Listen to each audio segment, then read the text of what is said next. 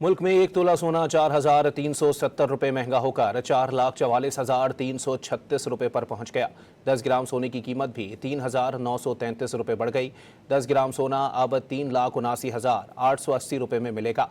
आलमी मार्केट में $43 के इजाफे से फी ऑन्स सोना $4,219 पर पहुंच गया। मुल्क में एक तोला सोना 4,370 रुपये महंगा होकर 4,44,336 रुपये पर पहुंच गया। 10 ग्राम सोने की कीमत भी 3,933 रुपये बढ़ गई। 10 ग्राम सोना अब 3,79,880 रुपये में मिलेगा। आलमी मार्केट में $43 के इजाफे से फी ऑन्स सोना $4,219 पर पहुंच गया।